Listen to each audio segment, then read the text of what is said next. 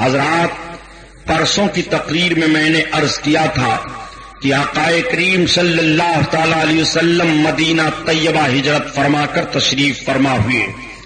مقام قبا سے میرے سرکار مدینہ طیبہ میں رونق افروز ہیں۔ آقا کریم صلی اللہ تعالی علیہ وسلم کی بارگاہ میں حاضر ہو کر کے لوگ اسلام قبول کر رہے ہیں۔ بچے آ رہے ہیں، بوڑھے آ رہے ہیں، نوجوان آ رہے ہیں، عورتیں حاضر ہو رہی ہیں۔ اسلام بڑھتا چلا جا رہا ہے۔ جب یہودیوں نے مدینہ شریف کے دیکھا کہ مکہ سے محمد ہجرت کر کے آئے ہیں اور اپنا دین اس طرح سے وہ پھیلا رہے ہیں، اگر ان کے دین کے تعلق سے کچھ روک و تھام کا معاملہ نہ ہوا تو ان کا دین سارے دینوں پر غالب آ جائے گا۔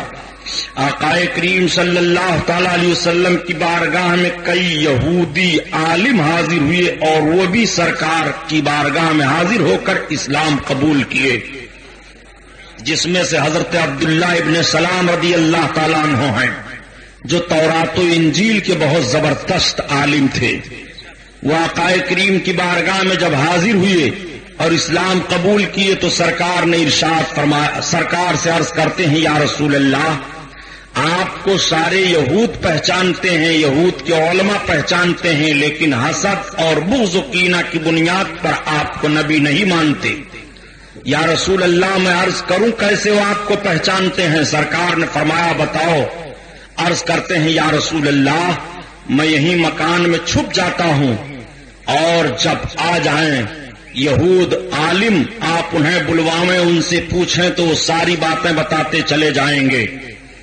آئے، آقا کریم صلی اللہ علیہ وسلم نے بلوایا، چند یہودیوں کے عالم سرکار کی بارگاہ میں آئے۔ آقا کی طرف سے سوال ہوا کہ بتاؤ نبی آخر الزماں کی علامتیں کیا کیا ہیں؟ تو ان لوگوں نے بتانا شروع کیا۔ آقا کریم ارشاد فرماتے ہیں، اچھا یہ بتاؤ عبداللہ بن سلام تم میں کیسے عالم ہیں؟ ان لوگوں نے کہا کہ ہم میں وہ سب سے بڑے عالم ہیں۔ کہا وہ نبی آخر الزماں کی علامتیں جانتے ہیں کہ نہیں، ان کو پہچانتے ہیں کہ نہیں؟ کہا محمد عبداللہ بن سلام اگر اسلام لے آئیں تو پھر یہودیوں کو بتانے کی ضرورت نہیں پڑے گی، وہ تو اتنے زبردست عالم ہیں کہ ساری نشانیاں ان کو معلوم ہیں کہ نبی آخر الزماں میں کتنی نشانیاں ہوں گی۔ آقا کریم صلی اللہ تعالی علیہ وسلم سے وہ گفتگو کر ہی رہے تھے کہ تب تک مکان کے اندر سے حضرت عبداللہ بن سلام باہر آ گئے۔ انہوں نے عرض کیا، اے علماء یہود، میں نے نبی کا کلمہ پڑھ لیا ہے، یہ نبی آخر الزماں ہیں۔ سرکار دو عالم صلی اللہ تعالی علیہ وسلم کے سامنے سے وہ بغض و کینہ کی بنیاد پر اٹھ کر کے چلے گئے۔ مدینہ شریف کے وہی یہودیوں کو بڑی سازش کرنی پڑی اور بہت تشویش ہو گئی کہ مذہب اسلام بڑھتا چلا جا رہا ہے، مذہب اسلام پھیلتا چلا جا رہا ہے۔ مذہب اسلام کے ماننے والے جو بھی محمد کے قریب آتے ہیں وہ اس طرح دین میں مضبوط ہو جاتے ہیں کہ کتنی بھی مصیبتیں ان کے اوپر ڈالی جائیں، کتنی بھی دقتیں ان کے اوپر ڈالی جائیں، لیکن وہ مصیبتوں اور دقتوں کی بنیاد پر اسلام کا کلمہ نہیں چھوڑ رہے ہیں۔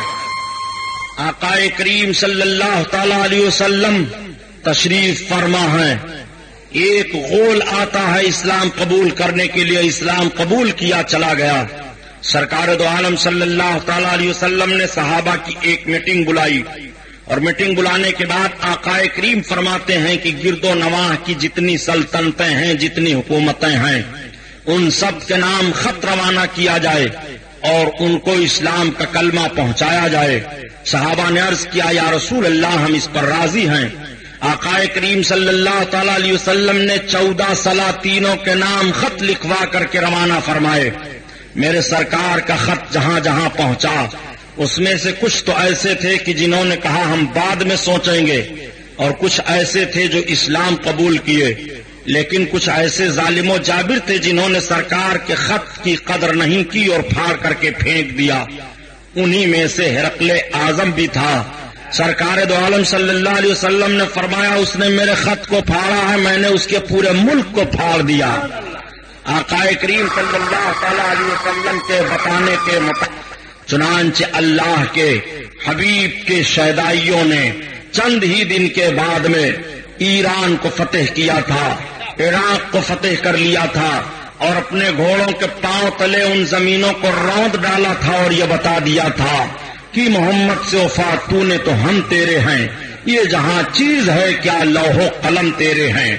آقا کریم صلی اللہ تعالی علیہ وسلم مدینہ طیبہ میں تشریف فرما ہیں۔ سرکار دو عالم صلی اللہ علیہ وسلم کی بارگاہ میں یہ کے بعد دیگرے تو لوگوں کی حاضری ہوتی ہی رہتی ہے، تمام قبیلوں کے لوگ حاضر ہوتے ہیں، تمام افراد وفد کی صورت میں حاضر ہوتے ہیں، اسلام قبول کرتے ہیں۔ آقا کریم صلی اللہ تعالی علیہ وسلم کی بارگاہ میں کیسے کیسے لوگ حاضر ہو کر کے اسلام قبول کر رہے ہیں۔ ایک صاحب حاضر ہوئے، انہوں نے عرض کیا محمد آپ نبی ہو؟ آپ نے فرمایا ہاں۔ کہا نبی ہو تو یہ بتاؤ کہ آپ کے نبی ہونے کی نشانی کیا ہے؟ سرکار فرماتے ہیں تو کون سی نشانی دیکھنا چاہتا ہے؟ اس نے کہا وہ جو پیڑ ہے، میں دیکھنا چاہتا ہوں کہ اس پیڑ کو آپ بلائیں تو آپ کی بارگاہ میں آ جائے۔ آقا نے فرمایا جا اس پیڑ سے کہہ دے کہ تجھ کو نبی نے بلایا ہے۔ ان کا بیان یہ ہے کہ میں آیا اس درخت کے قریب اور میں نے درخت سے کہا کہ تجھ کو نبی نے بلایا ہے۔ درخت کی کیفیت یہ ہوئی کہ درخت جھکا بائیں اور دائیں، اور پھر اس کے بعد درخت خود سے اکھڑ گیا اور سرکار کی بارگاہ میں چل کر کے حاضر ہوا۔ اس معجزہ کو دیکھ کر کے وہ اسلام کا کلمہ پڑھ کر کے اسلام میں داخل ہو گئے۔ نبی کونین صلی اللہ تعالی علیہ وسلم کو کہاں کہاں دیکھنا چاہتے ہو؟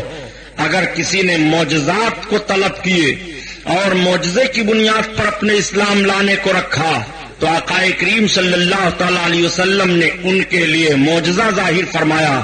میرے سرکار سراپا معجزہ ہیں، اسی لیے کہا گیا کہ ید بیضا حسن یوسف دم عیسیٰ ید بیضا داری آنچ خوبہ ہما دارند تو تنہا داری۔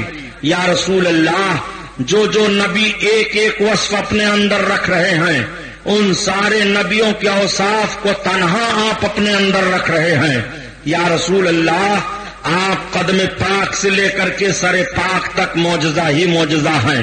اسی لیے اعلی حضرت عظیم البرکت فرماتے ہیں کہ سر کا باقدم ہے تانے سلطان زمن پھول لب پھول دہن پھول زغن پھول بدن پھول اور تن کا بھی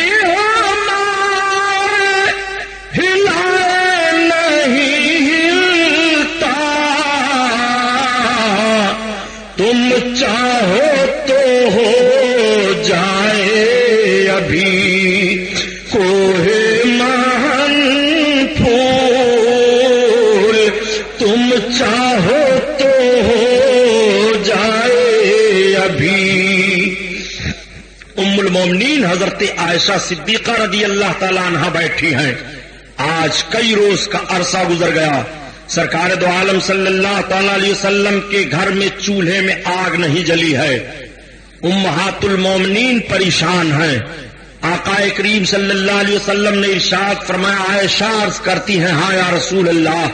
سرکار فرماتے ہیں یا عائشہ لو شئت میل سارت جبال الذہب، اے عائشہ اگر میں چاہوں تو میرے ساتھ سونے کے پہاڑ چلائیں۔ اللہ اکبر، سرکار کے فرمان پر غور فرمائیے۔ مدینہ طیبہ میں بیٹھ کر کے میرے آقا ارشاد فرماتے ہیں عائشہ اگر میں چاہوں تو میرے ساتھ سونے کے پہاڑ چلائیں۔ اس کا مطلب سرکار دیکھ رہے ہیں کہ مدینہ میں سونے کے پہاڑ ہیں۔ آج بھی جغرافیائی طور سے اندازہ لگاؤ کہ سرکار نے اس حدیث پاک کو جہاں بیٹھ کر کے ارشاد فرمایا تھا اس سے دکن سمت میں مدینہ شریف کے قریب میں ایک سونے کا پہاڑ ظاہر ہوا ہے، جس کو آج بھی وہاں کی حکومت ابھی چھپائے ہوئے ہے۔ جب ضرورت پڑے گی تب وہاں سے سونا نکالا جائے گا۔ اس کا مطلب یہ ہے کہ میرے آقا صلی اللہ تعالی علیہ وسلم دیکھ رہے ہیں کہ مدینہ میں کہاں کہاں سونے کے پہاڑ ہیں.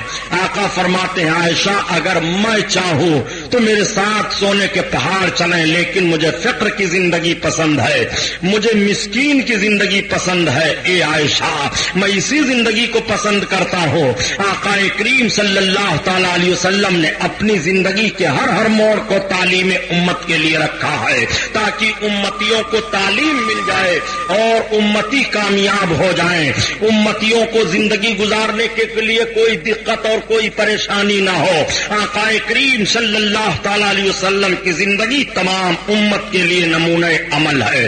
آپ ذرا غور فرمائیے، آقا صلی اللہ تعالی علیہ وسلم مدینہ طیبہ میں جلوہ افروز ہیں. آنے والے آ کر کے اسلام کا کلمہ پڑھ رہے ہیں، دریافت کرنے والے دریافت بھی کرتے ہیں، پوچھنے والے پوچھتے ہیں. میرے سرکار جب مکہ سے مدینہ طیبہ میں آئے تھے تو آقا کی عمر شریف کتنی تھی؟ میرے سرکار 50 برس کی عمر میں ہجرت کر کے مدینہ طیبہ آئے. 10 برس تک نبوت کے اعلان کی زندگی نبی نے مکہ میں گزاری ہے اور 13 برس تک میرے سرکار مدینہ طیبہ میں اعلان نبوت کی زندگی گزار رہے ہیں. نبوت والی زندگی سرکار کی 23 برس کی ہے اور مکمل زندگی پاک آقا کریم صلی اللہ تعالی علیہ وسلم کی 63 برس کی ہے. آقا صلی اللہ تعالی علیہ وسلم مدینہ طیبہ میں جلوہ افروز ہیں. آقا کریم صلی اللہ علیہ وسلم کو اطلاع دی جاتی ہے کہ یا رسول اللہ ابو سفیان اپنے مال تجارت کو لے کر کے مدینہ کے قریب سے فلاں راستے سے گزرنے والا ہے. آقا صلی اللہ تعالی علیہ وسلم نے صحابہ سے ارشاد فرمایا کہ ابو سفیان کا راستہ روکا جائے، اس لیے کہ ابو سفیان کے کچھ آدمیوں نے سرکار کے صحابہ کو ستایا تھا اور سرکار کے صحابہ کے کچھ اونٹوں کو لے کر کے چلے گئے تھے. آقا صلی اللہ علیہ وسلم کو جب پتا چلا کہ شام سے تجارت کر کے ابو سفیان آ رہے ہیں اور ان کا راستہ مدینہ کے قریب سے وہی ہے تو سرکار نے فرمایا راستہ روک لو.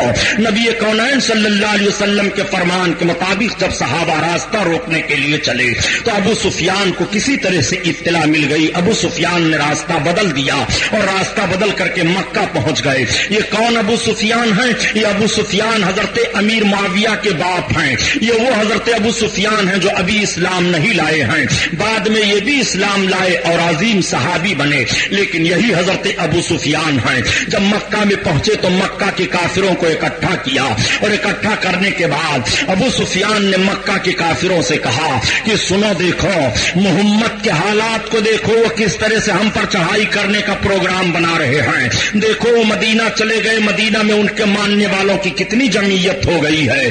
لہذا ایک کام کیا جائے کہ مدینہ میں چڑھ کر کے محمد کا مقابلہ کیا جائے. 1000 کفار تیار ہو گئے، اس میں ابو جہل ہے، اس میں عتبہ ہے، اس میں شیبہ ہے، اس میں ابو سفیان ہیں، اس میں بڑے بڑے سردار مکہ کے ہیں، بڑے بڑے کافر ہیں. 1000 کی جمعیت لے کر کے مدینہ طیبہ کی طرف سرکار پر چڑھائی کرنے کے لیے یہ پہلا دستہ کافروں کو رسول اللہ صلی اللہ تعالی علیہ وسلم کے خلاف جا رہا ہے. یہ پہلی جنگ مذہب اسلام میں ہونے جا رہی ہے.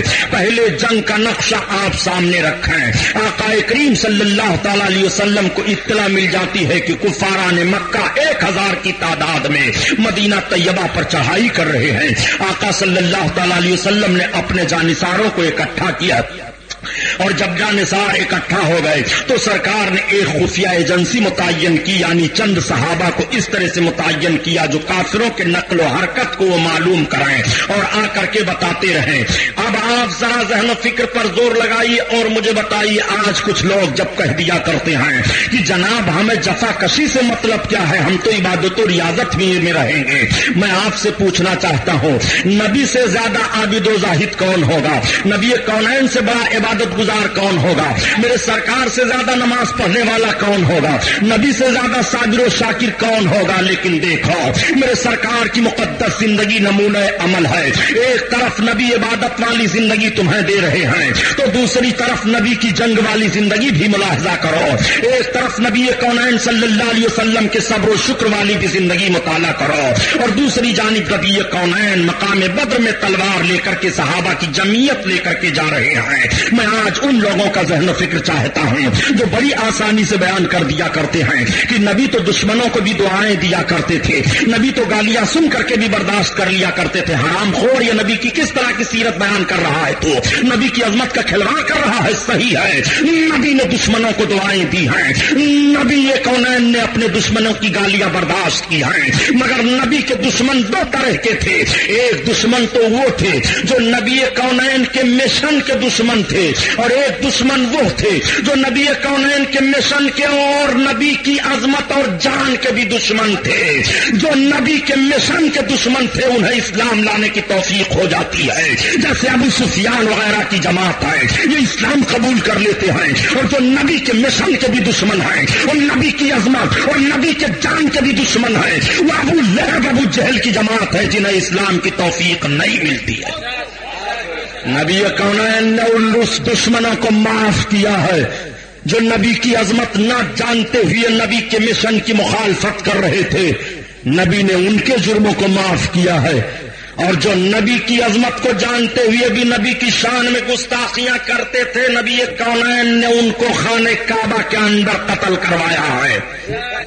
تاریخ میں بتا رہا ہوں، نوٹ کرو، اگر حوالہ غلط ثابت ہو تو جو چور کی سزا وہ ہماری، نبی کی سیرت سننے بیٹھے ہو، آؤ دیکھو اپنے آقا صلی اللہ تعالی علیہ وسلم کی سیرت ملاحظہ کرو۔ نبی کونین نے خفیہ ایجنسی متعین فرمائی تھی، صحابیوں نے آ کر کے عرض کیا یا رسول اللہ 1000 کی جمعیت لے کر کے مقام بدر کے قریب پہنچنے والے ہیں کفاران مکہ۔ یہ بدر کا مقام کہاں ہے؟ مدینہ شریف سے 5 کلومیٹر کی دوری پر، یا 15 کلومیٹر کی دوری پر، یا 9 کلومیٹر کی دوری پر ہے، بہرحال مجھے صحیح نہیں معلوم ہے۔ مدینہ شریف کے قریب ہی مقام بدر ہے، وہاں پر پہاڑی کے دامن میں آ کر کے کفاران مکہ ٹھہر جاتے ہیں۔ آقا کریم صلی اللہ علیہ وسلم کو اطلاع ملی، میرے سرکار نے اپنے صحابہ کا اجتماع کیا، اکٹھا ہوئے صحابہ، مگر بہت ہی غربت و افلاس کے حال میں صحابہ ہیں، کسی کے پاس تلوار ہے، کسی کے پاس ڈھال ہے، کوئی ننگے پیر ہے، کسی کے پاس ایک ہی کپڑا ہے، کسی کو آج کھانے کے لیے ہے، تو کوئی جا رہا ہے محنت و مشقت کرنے کے لیے۔ ایسی حالت میں 313 لوگ اکٹھا ہوئے، جو چھوٹے چھوٹے بچے تھے وہ بھی سرکار کی بارگاہ میں آ گئے، یا رسول اللہ ہمیں بھی اجازت دیجیے، ہم بھی میدان جنگ میں چلیں گے جنگ کرنے کے لیے کافروں سے۔ آقا کریم صلی اللہ علیہ وسلم نے ارشاد فرمایا ان چھوٹے بچوں کو میدان جنگ میں جانے کی اجازت نہیں ہے۔ عورتیں نکل آئیں، یا رسول اللہ ہم میدان جنگ میں چلیں گی۔ آقا نے فرمایا نہیں، عورتوں پر جہاد نہیں ہے، عورتیں مکان میں اپنے رہیں، میدان جنگ میں انہیں جانے کی ضرورت نہیں ہے۔ آقا کریم صلی اللہ علیہ وسلم نے جب اپنے 313 مجاہدین کی جمعیت کو متعین فرمایا، حضرت عثمان غنی سامنے آئے، آقا نے ارشاد فرمایا عثمان تم نہ جاؤ، اس لیے کہ سرکار کی شہزادی حضرت ام کلثوم حضرت رقیہ حضرت عثمان غنی کے نکاح میں تھی اور بیمار تھی۔ سرکار نے ارشاد فرمایا عثمان تم رقیہ کے تیمارداری میں رہو، تمہیں وہی ثواب ملے گا جو لوگوں کو میدان جنگ میں ملے گا۔ حضرت عثمان غنی کے علاوہ بڑے جتنے صحابہ تھے سب شریک ہوئے۔ اللہ کے حبیب صلی اللہ علیہ وسلم نے صف دیکھی، سرکار جائزہ لیتے چلے جا رہے ہیں کہ نبی کونین صلی اللہ تعالی علیہ وسلم کے خیمے کے قریب کون رہے گا، تو کسی کی ہمت نہیں ہو رہی تھی، اس لیے کہ 1000 کفاروں کی جمعیت سب کے سب سرکار ہی پر یلغار کرنا چاہتے ہیں۔ اس دن حضرت ابو بکر صدیق فرماتے ہیں میں نے عرض کیا کہ میں اپنے آقا کے قریب رہوں گا، صحابہ کہتے ہیں کہ اچھوں کے دل ہل رہے تھے نبی کونین کے قریب رہنے کے لیے، لیکن ابو بکر کا یہ کلیجہ تھا، انہوں نے کہا میں اپنے سرکار کے خیمے کے قریب رہوں گا۔ چنانچہ آقا کریم صلی اللہ علیہ وسلم کے خیمے کے قریب رہ کر کے پاسبانی کی ذمہ داری حضرت ابو بکر صدیق رضی اللہ تعالیٰ عنہ لے لیتے ہیں۔ یہ پہلی جنگ اسلام کی ہونے جا رہی ہے۔ آقا نے فرمایا پتہ لگاؤ کفار کتنے ہیں۔ آ کر کے لوگوں نے بتایا یا رسول اللہ آج شام کو ان کی فوج میں 3 اونٹ ذبح ہوئے ہیں۔ سرکار نے فرمایا وہ قریب 1000 کے ہیں. آقا صلی اللہ تعالی علیہ وسلم رات میں اپنے رب کی عبادت کر رہے ہیں. صحابہ آپس میں گفتگو کر رہے ہیں. کفاران مکہ جنگ کی تیاری کر رہے ہیں. پہلے زمینی لڑائی تھی, یکا دکا پہلے لڑتے تھے, اس کے بعد ہلہ بول کر کے حملہ کیا جاتا تھا فوج پر, اور فوج کا ایک سپہ سالار ادھر سے ہوتا تھا, ایک ادھر سے ہوتا تھا. اس طرح جنگ کا نقشہ پہلے تھا.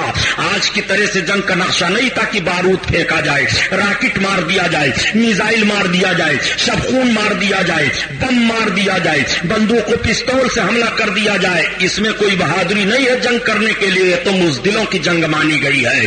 یہ جنگ وہ جنگ ہے جو آمنے سامنے بہادری کی جنگ ہو رہی ہے. آمنے سامنے تلواریں چل رہی ہیں, اپنی طاقت و قوت کا جوہر آمنے سامنے دکھانے والے دکھا رہے. آج پریشان کر دیا اس آدمی نے.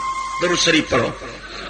اللہم صلی علی سیدنا مولانا محمد معدن الجود والکرم وعلی آلہ وبارک وسلم صلاۃ و سلام علیک یا رسول اللہ صلی اللہ تعالی علیہ وسلم. آقا کریم صلی اللہ تعالی علیہ وسلم تمام صحابہ کو ملاحظہ کرتے ہیں.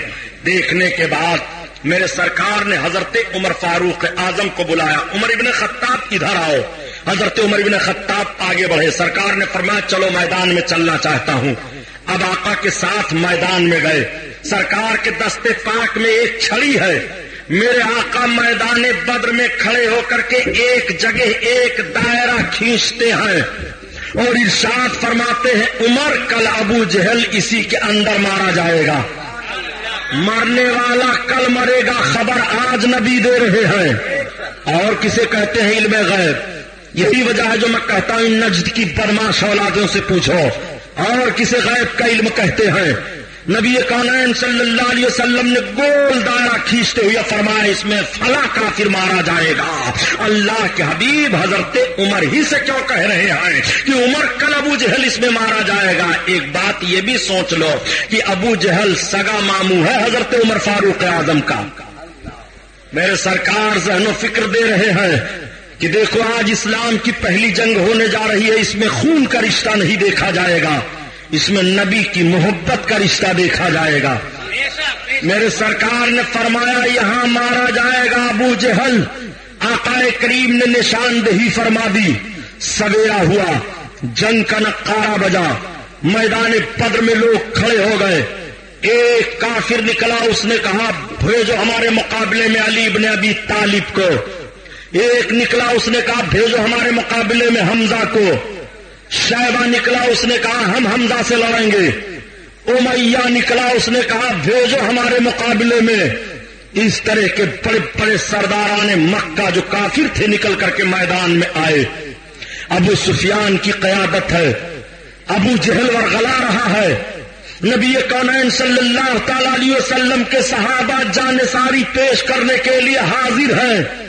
میں آپ سے پوچھنا چاہتا ہوں, آج تم سرکار کی ذات پر اعتراض کر کے اتنا سوچ لیتے ہو کہ نبی کو یہ نہیں معلوم تھا, نبی یہ نہیں کر سکتے, نبی وہ نہیں کر سکتے.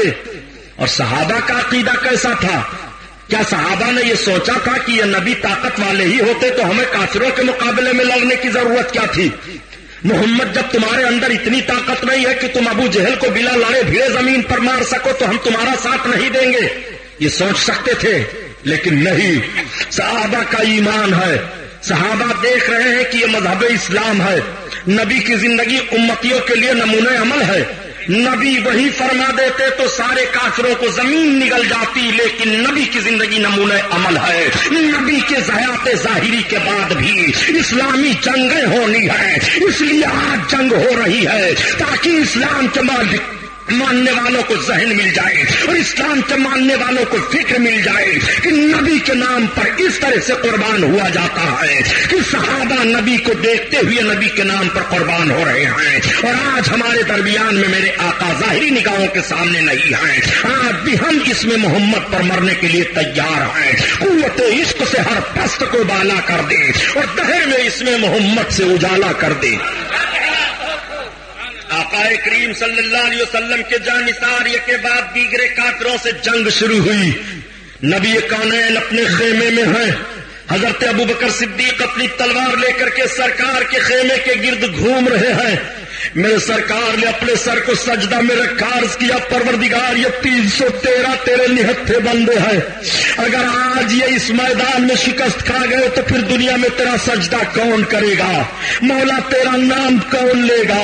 اے پروردگار اپنے ان بندوں کو تو فتح و نصرت عطا فرما، اپنا وعدہ پورا فرما دے۔ رب قرآن میں بیان فرماتا ہے 1000 فرشتوں کی لشکر اتر جاتی ہے صحابہ کی مدد کے لیے۔ میدان بدر میں حضرت حمزہ نے شیبہ کو مارا، حضرت بلال نے اپنے اس کفران حالت میں آقا امیہ غلام کو امیہ کو مارا، بڑے بڑے صحابیوں نے بڑے بڑے کافروں کو مارا۔ میدان بدر کا نقشہ بدل دیا، تلوار اس طرح سے چل رہی تھی، جنگ ایسے ہو رہی تھی کہ ایک صحابی ہے، ایک دشمن کا تیر لگا، ان کی آنکھ نکل آئی، آنکھ کا ڈھیلا لیا اور لے کر کے سیدھے سرکار کی بارگاہ میں حاضر ہو گئے۔ یا رسول اللہ، دشمن کا تیر میری آنکھ میں لگ گیا، میری آنکھ نکل آئی ہے۔ آقا نے فرمایا لاؤ آنکھ مجھے لاؤ۔ آنکھ انہوں نے سرکار کے دستے پاک میں رکھ دیا۔ آقا فرماتے آؤ قریب آؤ۔ جب قریب گئے تو سرکار نے اپنا لعاب شریف لیا اور ان کے آنکھ کے گڑھے میں لگا کر کے آنکھ کو بیٹھا دیا۔ صحابی بیان فرماتے ہیں فوراً زخم ختم ہو گیا اور اس آنکھ سے اتنی روشنی ہو گئی کہ پہلے والی آنکھ سے اس آنکھ سے میں زیادہ دیکھنے لگا۔ یہ نبی کونین کی طاقت و قوت ہے۔ مقام بدر میں جنگ ہو رہی ہے، مرہم پٹی بھی ہو رہی ہے۔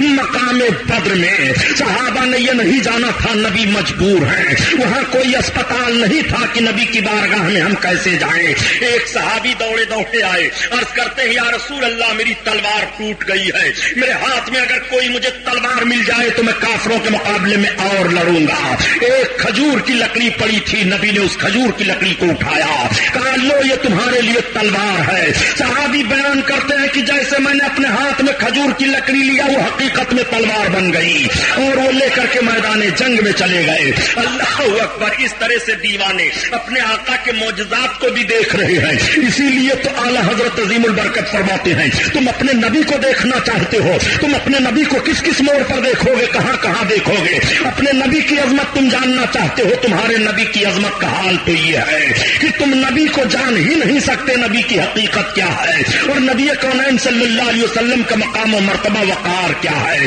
نبی کی بارگاہ میں ایک صحابی پھر حاضر آئے اور عرض کرتے ہیں یا رسول اللہ میرا پاؤں ٹوٹ گیا ہے۔ سرکار نے فرمایا آؤ قریب آؤ۔ جب قریب گئے تو سرکار نے اپنا لعاب شریف لیا، تھوک مبارک، اور ان کے پاؤں کی ہڈی جوڑ کر کے مبارک تھوک کو لگا دیا، پاؤں ٹھیک ہو گیا۔ وہ میدان میں بھاگے دوڑے چلے جا رہے ہیں۔ اللہ اکبر! آپ ذرا دیکھو، اسی لیے تو اعلی حضرت عظیم البرکت فرماتے ہیں کہ شافی و عافی ہو تم، کافی و نافی ہو تم، یا رسول اللہ شافی و عافی ہو تم اور کافی و نافی ہو تم، درد کو کر دو دوا تم پہ کرو درود۔ اللہ اللہ! آقا کریم صلی اللہ تعالی علیہ وسلم کو دیکھو، سرکار دو عالم صلی اللہ علیہ وسلم کے جانثار میدان بدر میں لڑ رہے ہیں۔ یہ پہلی لڑائی ہو رہی ہے، یہ پہلی جنگ ہو رہی ہے، یہ پہلا خون بہ رہا ہے، یہ پہلی تلوار مذہب اسلام کے نام پر چل رہی ہے۔ آج جب کچھ لوگ کہتے ہیں اسلام تلوار کے زور سے پھیلا، میں عرض کرتا ہوں نہیں، جملہ بدلو، اسلام تلوار کے زور سے نہیں پھیلا ہے۔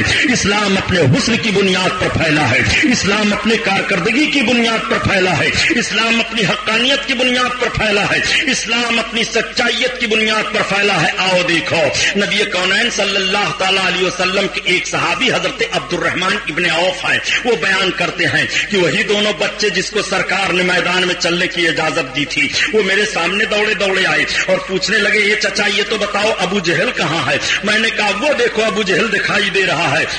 حضرت عبد الرحمن کہتے ہیں وہ دونوں بچے ابو جہل کی طرف جھپٹ پڑے اور اتنی تیزی سے ابو جہل کی طرف گئے کہ ابو جہل سنبھل نہ سکا اور بچوں نے تلوار سے حملہ کر دیا۔ حضرت عبد الرحمن کہتے ہیں میں نے ان بچوں سے پوچھا بیٹو تم کیا کرو گے ابو جہل کو پوچھ کر کے، وہ تو فوج کی سرداری کر رہا ہے۔ تو ان بچوں نے جواب دیا، اس کو شاعر نے اپنے اشعار میں اس طرح سے بتایا ہے کہ قسم کھائی ہے مر جائیں گے یا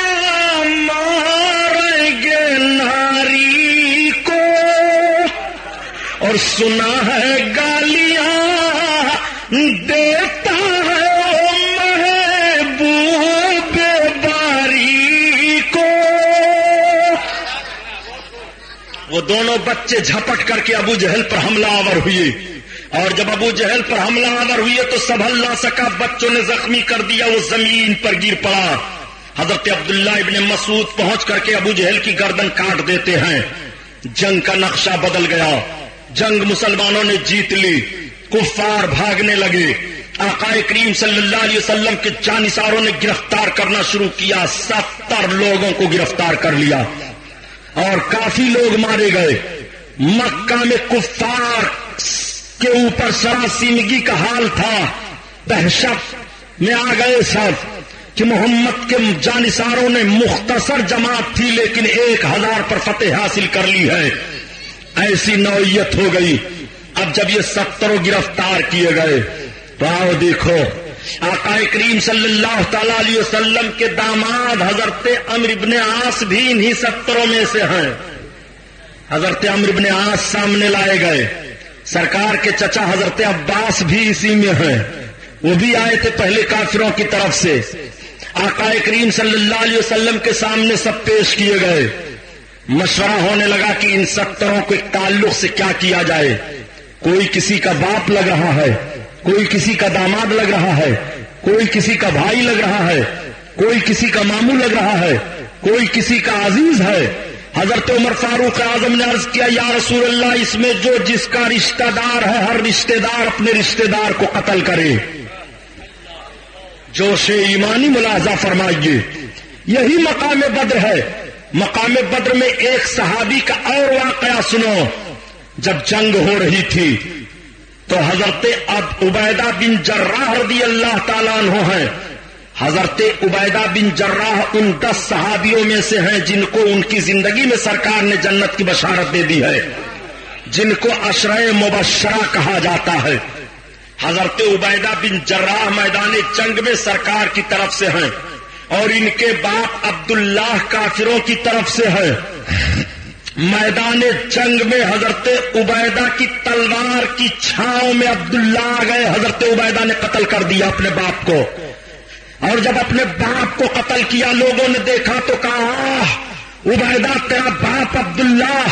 تو حضرت عبیدہ بن جراح کہتے ہیں لا بھی عبداللہ انا عبیدہ بن الجراح، میرا باپ عبداللہ نہیں ہے، میں جراح کا بیٹا ہوں. انہوں نے اپنی نسبت اپنے دادا کی طرف کر دی ہے. ایمان والے کو اتنا بھی گوارا نہیں ہے کہ اپنی نسبت وہ اپنے کافر باپ کی طرف کریں. یہ محبت کا رشتہ ہے، یہ ایمان کا رشتہ ہے. میدان جنگ میں اپنی تلوار سے اپنے باپ کو مارا.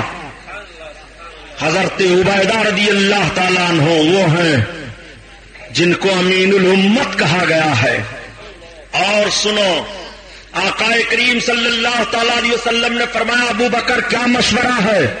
حضرت ابو بکر عرض کرتے ہیں یا رسول اللہ فدیہ لے کر کے ان سب کو چھوڑ دیا جائے. چنانچہ یہی مشورہ طے ہوا کہ فدیہ لیا جائے. حضرت عباس کو سرکار نے بلایا، کہا آپ فدیہ دے سکتے ہیں؟ انہوں نے کہا میرے بھتیجے محمد میرے پاس کچھ نہیں ہے. سرکار نے فرمایا کچھ نہیں ہے؟ کہا نہ. سرکار فرماتے ہیں کیوں آپ ہیلا کر رہے ہیں؟ جب آپ اپنے گھر سے چلنے لگے تھے تو آپ نے ام الفضل یعنی چچی کو بلایا تھا اور آپ نے 1000 درہم دیا تھا اور کہا تھا کہ یہ تم چھپا کر کے رکھ لو، میرے تیرے علاوہ کوئی نہیں جانتا. اگر میں میدان جنگ میں مارا گیا تو تمہارے خرچہ کے لیے ہے، اور اگر میں بچ کر کے آیا تو کوئی بات نہیں. بتاؤ صحیح ہے کہ نہیں؟ حضرت عباس کہتے ہیں سرکار کے چچا کی واقعی اس وقت کوئی نہیں تھا، میں نے جان لیا کہ محمد نبی ہیں. اور کیسا علم غیب چاہیے. نبی کونین صلی اللہ تعالی علیہ وسلم نے حضرت عمرو بن عاص سے فرمایا تمہارا فدیہ کیا ہے؟ سرکار نے حضرت زینب اپنی بیٹی کو جو ہار دیا تھا نکاح کے وقت، سرکار کی بیٹی وہی ہار اپنا بھیجوا دیتی ہے. آقا کریم جب دیکھتے ہیں تو آنکھوں میں آنسو آ گئے. آقا فرماتے عمرو بن عاص کیوں نوشتے تقدیر سے لڑ رہے ہو؟ حضرت عمرو بن عاص کو چھوڑ دیا گیا. بعد میں یہ اسلام لائے. حضرت عباس اسلام قبول کیے. جو کفار بھاگ گئے تھے اس میں سے بھی اکثر و بیشتر سب اسلام لائے، مگر کچھ ایسے بھی گرفتار ہوئے تھے جو پڑھے لکھے تھے، ان کے پاس کچھ تھا نہیں۔ نبی کونین نے ارشاد فرمایا کہ جو پڑھے لکھے لوگ ہیں وہ جو مسلمان پڑھے نہیں ہیں ان کو پڑھنا سکھا دے، مسلمانوں کے بچوں کو لکھنا سکھا دے، ان کا فدیہ یہی ہے۔ یہیں سے سمجھو کہ تعلیم پر کتنا زور نبی نے دیا ہے کہ مقام بدر میں جب کفار گرفتار کیے گئے تھے تو سرکار نے اس میں سے جو پڑھے لکھے تھے ان کا فدیہ یہی رکھا تھا کہ تم مسلمان بچوں کو پڑھا دو، ان مسلمانوں کو پڑھنا لکھنا سکھا دو جو نہیں جانتے ہیں، تمہارے لیے یہی فدیہ ہے۔ آقا کریم صلی اللہ تعالی علیہ وسلم نے اس طرح سے ادا فرمایا۔ کفاروں کو بڑی تشویش تھی کہ محمد کامیاب ہو گئے۔ مدینہ طیبہ میں ایک عجیب ہلچل ہے، یہودیوں کو بڑی دقتوں کا سامنا کرنا پڑا۔ آئے دن میرے سرکار کے معجزات کو دیکھتے رہتے تھے اور دیکھ کر کے دیکھتے تھے کہ اسلام پھیل رہا، اسلام بڑھتا چلا جا رہا ہے۔ دوسری جنگ کی تیاری ہونے لگی۔ آج جب لوگ کہہ دیا کرتے ہیں مذہب اسلام تلوار کے زور سے پھیلا ہے، میں کہتا ہوں جتنے بڑے بڑے کفار تھے ان سب کی تاریخ پڑھ ڈالو، کسی کے اوپر تلوار کا زور نہیں ہوا ہے۔ وہ اپنے تلوار کی آزمائش کر چکے ہیں، جب ان کی تلواریں مڑ گئی ہیں، جب ان کے طاقت جواب دے چکے ہیں، وہ بارگاہ رسالت میں حاضر ہو کر کے اسلام قبول کر لیے ہیں۔ اسلام تلوار کے زور سے نہیں پھیلا ہے، اسلام کے پھیلنے کا حال یہ ہے کہ اسی ہندوستان میں جب سرکار خواجہ غریب نواز آئے، اجمیر شریف سے دلی آئے تو 35,000 لوگوں کو کلمہ پڑھا دیا تھا، اور دلی سے جب اجمیر جا رہے ہیں تو 35,000 کو کلمہ پڑھا دیا تھا۔ ایک سفر میں غریب نواز نے 70,000 کو کلمہ پڑھا کر کے اسلام میں داخل فرمایا تھا۔ یہ کہاں کی تلوار ہے جو کلمہ پڑھنے پر مجبور کر رہی ہے؟ یہ کون سی تلوار ہے جس نے کلمہ پڑھایا ہے؟ یہی وجہ ہے کہ کہنا پڑ رہا ہے کہ اسلام نے خون کا احترام کیا ہے، اسلام نے بیجا طور پر کسی کا خون نہیں بہایا ہے، اسلام نے تو اتنا احترام کیا ہے، اتنا احترام کیا ہے کہ نبی کونین فرماتے ہیں مجھے یہ گوارا ہے کہ آسمان گر جائے اور زمین دھس جائے، مگر مجھے یہ گوارا نہیں ہے کہ کسی انسان کا خون زمین پر بہے۔ پھر یہ تلواریں کیوں چلی ہیں؟ پھر یہ جنگیں کیوں ہوئی ہیں؟ پھر یہ نقشہ کیوں مرتب کیا گیا؟ پھر ان سب کو کیوں کاٹا گیا؟ آپ ذرا فطری طور پر سوچ لیجئے۔ آپ ایک دشمن کو ہر سائڈ سے سمجھانا چاہتے ہیں، آپ رحم و کرم کی چھاؤں میں اس کو لا کر کے رحمت کی برسات میں اس کو نہلانا چاہتے ہیں، لیکن وہ ہے کہ اکڑا ہوا ہے، کسی صورت پر ماننے کے لیے تیار نہیں ہے۔ آپ کو لامحالہ اپنا وہ کارنامہ بدل کر کے وہ کارنامہ اختیار کرنا پڑے گا جس چیز کو اس کی فطرت چاہ رہی ہے، یعنی اس پر سختی کرنی پڑے گی۔ مذہب اسلام کی جتنی جنگیں ہوئی ہیں، مذہب اسلام میں جس طرح سے بھی لڑائیاں ہوئی ہیں، وہ مذہب اسلام کے مفاد کے لیے تھی، اپنے مفاد کے لیے قطعاً یہ جنگیں نہیں تھی۔ کفار ہار کر کے گئے، بڑی تشویش ان کو ہو گئی، بڑا تعجب ان کو ہوا، وہ فل تیاری کرنے لگے، مکمل تیاری کرنے لگے کہ اب کی ہم تیاری کر کے ہر حالت میں مدینہ طیبہ پر چڑھائی کریں گے اور مقام بدر کا بدلہ ہم لے کر کے رہیں گے۔ چنانچہ یہ سب کے سب تیار ہو گئے 3,000 کی جمعیت لے کر کے۔ پھر یہ دوسری جنگ ہونے جا رہی ہے۔ آقا کریم صلی اللہ تعالی علیہ وسلم کو اطلاع دی جاتی ہے، یا رسول اللہ مدینہ شریف پر چڑھائی کفاران مکہ کر رہے ہیں، یا رسول اللہ بڑی بھیانک جنگ کی نوعیت سامنے آنے والی ہے۔ نبی کونین نے اپنے چاہنے والوں کا جائزہ لیا، آقا کریم صلی اللہ تعالی علیہ وسلم نے جائزہ لیا تو 1,000 کی جمعیت تیار ہو گئی۔ ایک طرف 3,000 ہے، ادھر 1,000 کی جمعیت ہے۔ سرکار نے خفیہ ایجنسی کو بھیجا کہ پتہ لگاؤ وہ کہاں آ کر کے ٹھہرے ہیں۔ پتہ چلا کہ بالکل مدینہ شریف کے قریب آ گئے ہیں، مقام احد میں۔ یہ وہی احد ہے جہاں پر حاجی لوگ زیارت کرنے کے لیے جاتے ہیں۔ مدینہ شریف سے چند کلومیٹر کی دوری پر مقام احد ہے۔ آقا کریم صلی اللہ تعالی علیہ وسلم اپنے جانثاروں کو اکٹھا کرتے اور اکٹھا کر کے لے کر کے نکلے۔ سرکار تھوڑی دور چلے تھے کہ تب تک ایک منافق عبداللہ ابن ابی سامنے آیا۔ اس نے کہا محمد آپ اپنے بعد نبوت کی جانشینی ہمیں دیجیے تو میں آپ کا ساتھ دوں گا. نبی کونین صلی اللہ علیہ وسلم نے فرمایا یہ تو کیا کر رہا ہے؟ اس نے کہا اگر آپ یہ اقرار نہیں کرتے ہیں تو میں آپ کا ساتھ نہیں دوں گا. سرکار نے فرمایا مجھے تیرے ساتھ کی کوئی ضرورت نہیں ہے. وہ مردود اپنے حوالیوں موالیوں کو لے کر کے اس میں سے نکل گیا.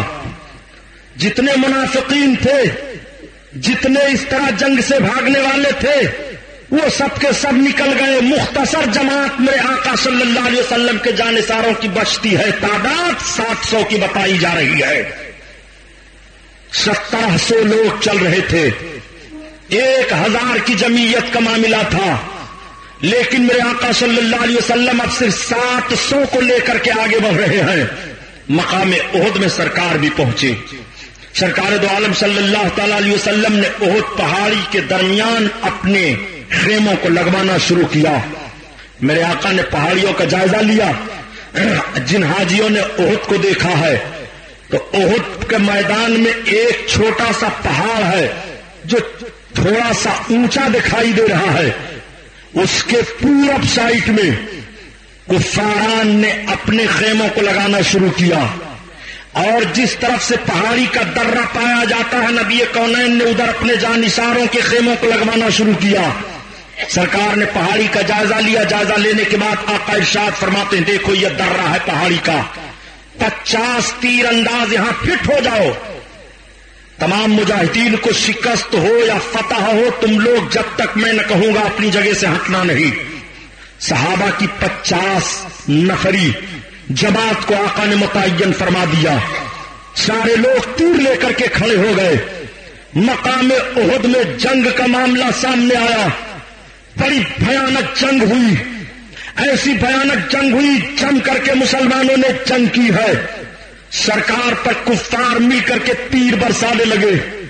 تو حضرت سعد بن وقاص جن کا بیٹا عمرو ہے، جس مردود نے کربلا کے میدان میں سرکار کے نواسے امام حسین پر تیر چلایا تھا، اس کے باپ کا حال دیکھیے حضرت سعد بن وقاص کا. یہ بھی عشرے مبشرہ میں سے ہیں. یہ سرکار کے سامنے کھڑے ہو گئے اور کافروں کے تیر کو روکتے تھے، اور بڑے تیر انداز تھے. یہ تیر مارتے تھے. آقا فرماتے تھے لو سعد اور تیر مارو، لو سعد اور تیر مارو، لو سعد اور تیر مارو. حضرت سعد تیر مارتے جاتے تھے. آقا فرماتے تھے اے سعد میرے ماں باپ تیرے اوپر قربان ہو تو کافروں پر تیر مارتا جا. حضرت سعد نے اتنا تیر چلایا کہ کافروں کو پیچھے ہٹا دیا. میدان جنگ کا نقشہ دیکھو. مقام احد میں مولا کائنات کی تلوار چل رہی تھی.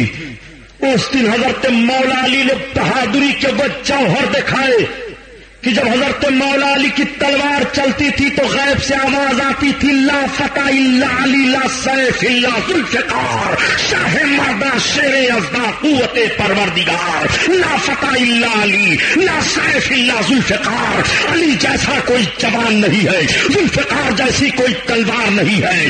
علی شیر خدا ہے، علی رب کے شیر ہے، شاہ مردہ شیر یزداں قوت پروردگار. علی پروردگار کی قوت ہے. یہ میدان احد میں غیب سے آواز مولا کائنات کے لیے آ رہی تھی.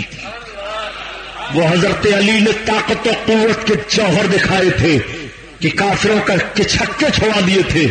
سرکار کے چچا حضرت حمزہ بڑی بہادری سے لڑے. مسلمانوں کو فتح ہو گئی. کفار بھاگنے لگے، اور جب کفار بھاگنے لگے تو یہ سب لوگ مال غنیمت سمیٹنے لگے. یہ تو مال غنیمت سمیٹ رہے تھے، اور جو 50 تیر انداز پہاڑی کے درے پر تھے، ان لوگوں نے دیکھا کہ اب تو فتح ہو ہی گئی، کفار سب بھاگ رہے ہیں، مال غنیمت سمیٹا جا رہا ہے، چلو ہم لوگ بھی مال غنیمت سمیٹنے میں ہو جائیں. حضرت عبداللہ ایک صحابی ہیں، انہوں نے روکا، کہا خبردار پڑھنا نہیں، سرکار نے منع فرمایا ہے. مگر کچھ نوجوان تھے جوش میں، وہ نہیں مانے، انہوں نے حد کو توڑ دیا، آئے مال غنیمت سمیٹنے لگے. اس وقت حضرت خالد بن ولید اسلام نہیں لائے تھے. حضرت خالد بن ولید 200 کافروں کا جتھا لے کر کے پہاڑی کے درے پر داؤ لگائے تھے. جیسے دیکھا کہ یہ سب کے سب مال غنیمت سمیٹنے میں لگے ہیں، پیچھے سے حضرت خالد بن ولید نے حملہ کر دیا. پیچھے سے اچانک حملہ ہونا تھا کہ جیتی ہوئی فوج شکست میں بدل گیا نقشہ. مسلمانوں میں افراتفری مچ گئی، وہ سنبھل نہ سکے، ایک دوسرا دوسرے پر گر رہا ہے. آقا کریم چند بڑے بڑے صحابہ کو لے کر کے پہاڑی کے اوپر جانے لگے. ظالموں نے تیر برسایا تھا. میرے سرکار ایک گڑھے میں تشریف لے آئے تھے. اسی جنگ میں نبی کونین کے 2 دندان مبارک بھی شہید ہوئے تھے. آقا کریم لے کر کے پہاڑی کے اوپر چڑھ گئے. عجیب نقشہ بدل گیا تھا. مسلمان ادھر ادھر ہو گئے تھے. کچھ تو میدان جنگ کو چھوڑ کر کے بھاگنے لگے اور مدینہ طیبہ کی طرف بھاگتے جا رہے تھے. مدینہ میں خبر پہنچ گئی کہ محمد رسول اللہ کو اللہ قتل کر دیا گیا ہے. مدینہ میں جو لوگ بچے تھے وہ سب پریشان ہو گئے. پریشان ہو کر کے وہ سب بھاگنے لگے میدان کی طرف. اسی میں سے ایک انصاری عورت ہے، وہ بھی میدان کی طرف نکل پڑی، وہ بھی بھاگتی چلی آ رہی ہے. ادھر سے ایک صحابی جا رہے تھے. پوچھا کہاں جا رہی ہو؟ کہا میدان میں جا رہی ہو. بتاؤ میرے سرکار کا حال کیا ہے؟ کہا تمہارے شوہر شہید کر دیے گئے، تمہارے باپ شہید کر دیے گئے، تمہارے بھائی شہید کر دیے گئے. خاتون نے کہا میرے تینوں شہید کر دیے گئے. کہا یہ تو بتاؤ کہ رسول اللہ کا حال کیا ہے؟ تو انہوں نے کہا الحمدللہ سرکار صحیح اور سلامت ہے. تو خاتون نے کہا جب نبی صحیح اور سلامت ہے تو مجھے کوئی غم نہیں ہے. اگرچہ بھائی شہید کر دیا گیا، اگرچہ شوہر شہید کر دیا گیا، اگرچہ میرا باپ شہید کر دیا گیا. اعلیٰ حضرت عظیم البرکت کسی کو بیان فرماتے ہیں کہ ان کے نثار کوئی کیسے ہی رنج میں ہو جب یاد آ گئے ہیں سب غم بھلا دیے ہیں، سب غم بھلا دیے ہیں. اللہ اکبر. یہ دوسری جنگ عظیم ہو رہی ہے. سرکار دو عالم صلی اللہ تعالی علیہ وسلم پہاڑی پر تشریف فرما ہے. میرے آقا ابو سفیان اور دوسرے جو بڑے بڑے سربراہ تھے وہ لوگ کہتے ہوئے واپس چلے گئے چلو اب چھوڑو ہٹاؤ، بدلہ ہو گیا بدر کا. اسی جنگ میں میرے آقا کے چچا حضرت حمزہ کو شہید کیا گیا. حضرت حمزہ کو کیسے شہید کیا گیا؟ ابو سفیان کی بیوی ہندا نے قسم کھا لیا تھا کہ اگر حمزہ کو کوئی قتل کر دے تو میں اپنے تمام زیورات کو اور اوپر سے نقدی بھی انعام دوں گی. چنانچہ ایک وحشی غلام تھے، اس وقت تو اسلام نہیں لائے تھے، وہ حربہ چلانا بہت اچھا جانتے تھے. بلم، انہوں نے بلم سے حضرت حمزہ کو مارا. حضرت حمزہ کو ان کا بلم لگ گیا کہ بھالے کا لگنا تھا کہ حضرت حمزہ زمین پر آئے. حضرت حمزہ کو شہید کیا گیا. اور جب سرکار کے چچا کو شہید کیا گیا اور کلیجہ پھاڑ کر نکالا گیا، لے جا کر کے وحشی نے ہندا کو دیا. ہندا نے اپنے منہ میں رکھا اور اس کے بعد اگل دیا. اپنی قسم کو اس طرح سے ہندا نے پورا کیا. میرے سرکار جب جنگ ختم ہوئی کافر چلے گئے تو شہداء کی جسموں کو اکٹھا کروایا، اور جب چچا کے جسم کو اکٹھا کروایا تو آقا کی آنکھیں بھیگ گئیں. میرے سرکار رونے لگے. آقا کریم کی پھوپھی آئی دیکھنے کے لیے اپنے بھائی کو. سرکار نے فرمایا خبردار چچا کے جسم کو پھوپھی جان کو دیکھنے نہیں دینا. قبر انور پر گھاس رکھی گئی اور قبر انور میں آپ کو رکھا گیا. وہی مقام احد ہے جہاں پر حضرت امیر حمزہ کی قبر شریف آج بھی ہے. لیکن نجدیوں نے قبر کے نشان کو مٹا دیا ہے، جالی لگا دیا ہے لوہے کی. اب آپ اندازہ لگائیں گے کہ ہاں اسی میدان میں حضرت حمزہ کی قبر پاک ہے.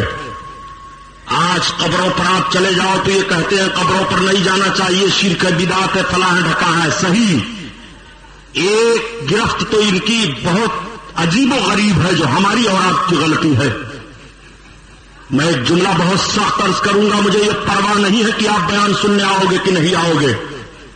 میں آپ سے پوچھنا چاہتا ہوں کہ یہ مجھے بتاؤ کہ آج قبروں پر آپ جاتے ہو تو دوسری قوموں کو اعتراض کیوں ہوا؟ دوسرے لوگ کیوں منہ پھاڑ پھاڑ کر کے چلاتے ہیں؟ آج قبروں کی حاضری مزارات کی آپ دیکھو. آج یہ مزارات کے مجاور جہلا، یہ پیسے اور روپے کی لالچ میں حرام خور لوگ علماء اہل سنت کو بدنام کرتے ہیں. میں بہت سخت بول رہا ہوں، مجھے کوئی پرواہ نہیں ہے.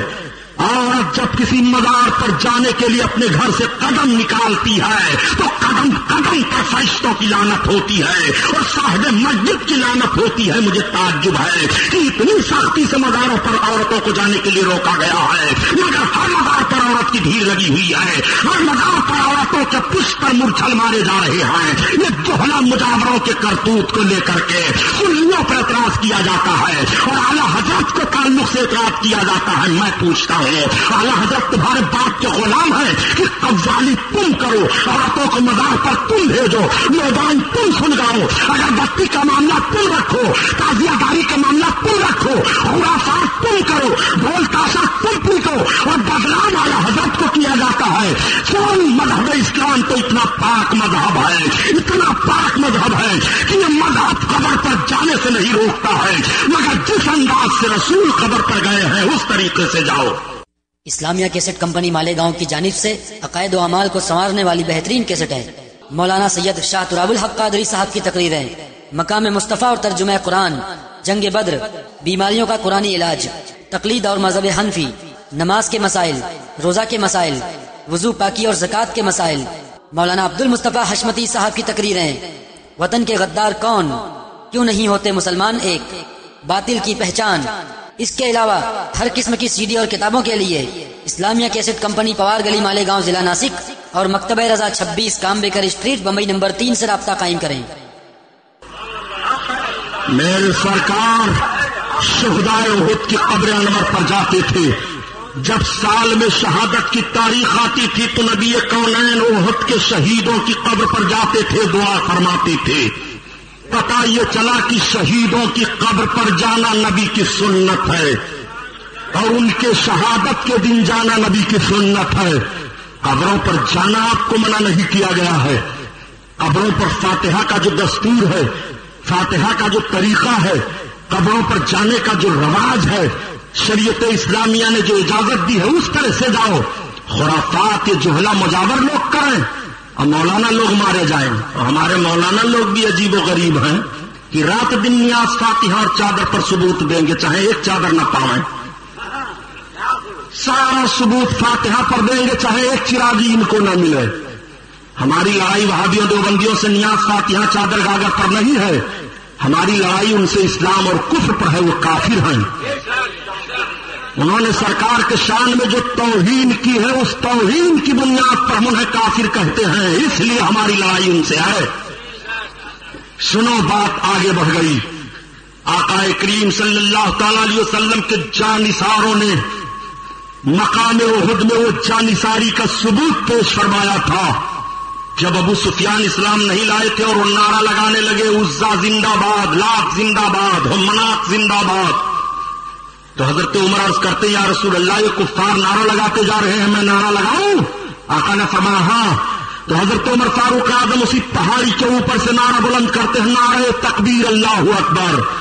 سرکار کے ساتھ جتنے صحابہ تھے تمام صحابہ نے تکرار کی، نعرہ کی. یعنی جیتی ہوئی جنگ کو تم سمجھ رہے ہو کہ مسلمان ہار گئے ہیں، ہارے نہیں ہیں. یہ تو تھوڑی سی رسول اللہ کے تاکید کے خلاف ورزی کا معاملہ تھا کہ ہمارا جیتا ہوا نقشہ ہار میں بدل جاتا ہے. اگر وہی 50 تیر انداز نہ ہٹے ہوتے تو مقام احد کا یہ نقشہ نہ ہوتا جو نقشہ ہوا. آقا کریم صلی اللہ تعالی علیہ وسلم کے صحابہ غمگین تھے. بڑا غم تھا مقام احد سے واپس آنے کے بعد. کافی لوگ شہید کر دیے گئے تھے، 70 صحابہ شہید کر دیے گئے تھے. لوگ مزمحل رہا کرتے تھے. رب تعالیٰ نے قرآن کی آیت نازل فرمائی وَلَا تَحْنُوا وَلَا تَحْزَنُوا وَأَنْتُمُ الْأَعْلَوْنَ إِن كُنتُم مُّؤْمِنِينَ. تم غم نہ کھاؤ، سست نہ پڑو، کامیاب تم ہی رہو گے، شرط ہے کہ مومن بن کر رہو. جب یہ آیت نازل ہوئی صحابہ کو سکون ہو گیا. آقا کریم صلی اللہ تعالی علیہ وسلم مدینہ طیبہ میں جلوہ افروز ہیں. کفاروں نے بڑی کوشش کی مذہب اسلام کسی طرح سے رکے نہ بڑھے، لیکن مذہب اسلام کہاں رکنے والا ہے. اسلام کی فطرت میں قدرت نے لچک دی ہے. یہ اتنا ہی ابھرے گا جتنا اسے دباؤ گے. آج اگر کچھ لوگ تصور کریں کہ ہم مذہب اسلام کے ماننے والوں کو کاٹ کر مار کر مذہب اسلام کو کم کر دیں، یہ نہیں ہو پائے گا۔ ارے یار بکریاں اتنی کٹ رہی ہیں روز، اتنے بکرے اور بکریاں ذبح ہو رہی ہیں، پھر بھی غول کے غول جھنڈ کے جھنڈ دکھائی دے رہے ہیں۔ بکریوں کو نہیں ختم کر پا رہے ہو، مسلمانوں کو مار مور کر ختم کر پاؤ گے؟ یہ کہاں سے ذہن رکھ لیا ہے؟ آؤ سنو، اسلام کے ماننے والوں نے کیسے کیسے دن دیکھے ہیں۔ نبی کونین صلی اللہ علیہ وسلم کے کلمہ پڑھنے والے ہیں ہمارے سرکار، وہ عظمت والے نبی ہیں، وہ عظمت والے نبی۔ آقا کی بارگاہ میں ایک خاتون حاضر ہوئی، اپنے بچے کو لے کر کے، ان کا بچہ بولتا نہیں تھا۔ یا رسول اللہ، یہ میرا بچہ سرکار بولتا نہیں ہے۔ آقا کریم فرماتے جاؤ پانی لے آؤ۔ جب وہ پانی لے کر کے آئیں تو سرکار نے پانی اپنے منہ میں لیا، کلی فرمایا، سرکار نے فرمایا اس کے منہ میں ڈال دو۔ جیسے اس کے منہ میں ڈالا وہ بچہ بولنے لگا۔ ایک عورت اپنے بچے کو لے کر کے آئی، یا رسول اللہ یہ میرا بچہ گوں گوں کرتا ہے، گونگا ہے۔ سرکار نے فرمایا لاؤ قریب لاؤ۔ آقا کریم صلی اللہ علیہ وسلم نے اپنے دست نبوت کو اس کے سینے پر پھیرا، اس بچے نے ایک کالی چیز طے کی، اس کے بعد اس کی آواز صاف ہو گئی۔ سرکار کی بارگاہ میں جو جو ضرورتیں صحابہ کو پڑتی ہیں، اس درمیان میں ان ضرورتوں کو بھی آقا کریم کی بارگاہ ہی میں حاضر ہوتے ہیں پوری ہونے کے لیے۔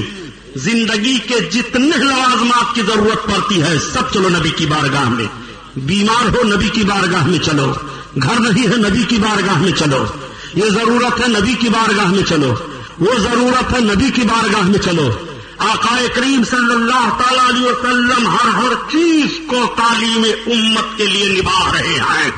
میرے سرکار نے بڑی سختی سے منع فرمایا کہ کوئی کسی کی چغلی نہ کیا کرے۔ آج کس طرح سے چغل خوری کا معاملہ ہے، آج کیسے چغلیاں کی جاتی ہیں، آج کیسے غیبت کی جاتی ہے۔ نبی کریم صلی اللہ علیہ وسلم تشریف فرما تھے، تب تک ایک عورت آئی اپنی کسی ضرورت سے سرکار کی بارگاہ میں، عرض کرتی ہیں یا رسول اللہ میری یہ ضرورت ہے۔ اور جب وہ عرض کر کے سرکار کی بارگاہ سے جانے لگی تو ام المومنین حضرت عائشہ بیٹھی ہوئی تھی۔ وہ عرض کرتی ہیں یا رسول اللہ یہ عورت کتنی موٹی ہے۔ سرکار نے فرمایا عائشہ اپنی زبان کو روکو، غیبت ہے غیبت۔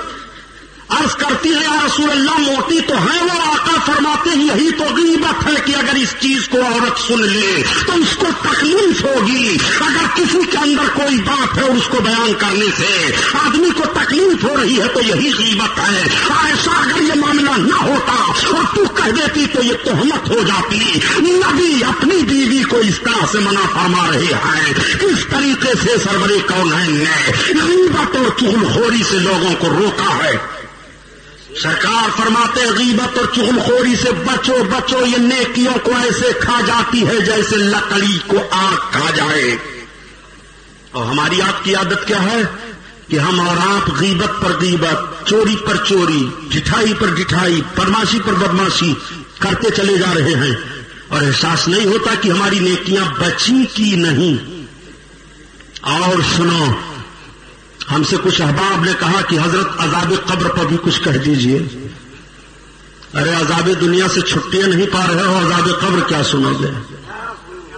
پہلے دنیا کا عذاب تو دیکھ لو، دنیا میں آپ پر کتنا عذاب ہو رہا ہے، قبر کا عذاب تو ابھی بہت باقی ہے۔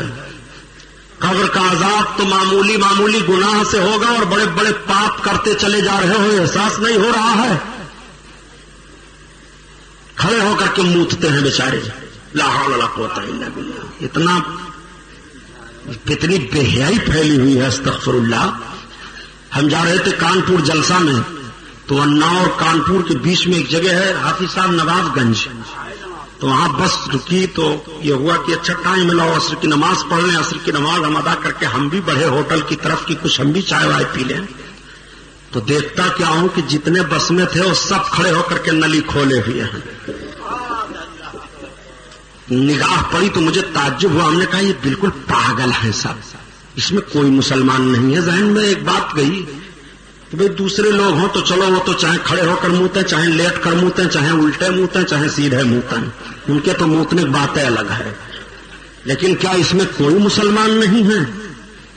تو جو ہوٹل پر پکوڑی سموسا دیتا تھا وہ بھی گیا, اپنا دھاگا ادھر سرکایا, نیکر کھولا, موتنے لگا, ویسے باندھتے ہوئے آیا, پکوڑی لگانے لگا.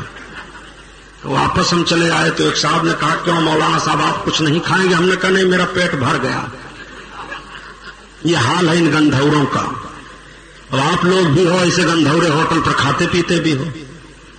سنو, پیشاب کے چھینٹوں سے بچو. آقا فرماتے ہیں کہ عذاب قبر پیشاب کے چھینٹوں سے نہ بچنے والوں کے لیے ہے. میرے سرکار تشریف لے جا رہے ہیں, سرکار نے 2 قبر والوں کو دیکھا. آقا فرماتے ہیں صحابی سے لاؤ کھجور کی تر شاخ لاؤ. کھجور کی ایک تر شاخ دی گئی, ہری ٹہنی. سرکار نے اس کا 2 حصہ کیا, ایک ایک قبر پر رکھ دیا, ایک ایک قبر پر رکھ دیا. آقا نے فرمایا جانتے ہو اس قبر میں چغل خور ہے اور اس قبر میں ایک ہے جو پیشاب کے چھینٹے سے نہیں بچتا تھا. اس معمولی گناہ کی بنیاد پر ان دونوں پر عذاب ہو رہا ہے. اب میں نے کھجور کی ٹہنیوں کو رکھ دیا, جب تک کہ ٹہنیاں ہری رہیں گی, رب کی تسبیح و تحلیل کریں گی, ان کا عذاب کم ہو جائے گا. یہ حدیث شریف ہے, مشکات میں ہے, مشکات میں.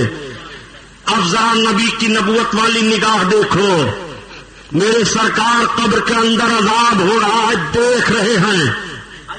آقا کریم صلی اللہ تعالی علیہ وسلم عذاب قبر کو ملاحظہ فرما رہے ہیں اور بتا رہے ہیں ایک پیشاب کے چھینٹے سے نہیں بچتا تھا, عذاب پا رہا ہے, اور دوسرا چغلخوری کیا کرتا تھا, قبر میں عذاب پا رہا ہے.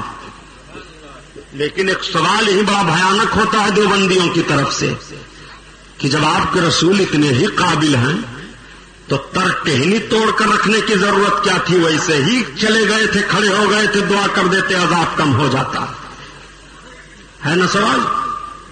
ارے بھائی وہ سوال پر سوال کرتے رہتے ہیں, پھلجھڑی چھوڑ دیتے ہیں, بس آپ اسی میں پریشان رہتے ہو. پھلجھڑی چھوڑتے ہیں. یہ نجد کی بدماش اولادوں کے ذہن و فکر کو کیا کہا جائے.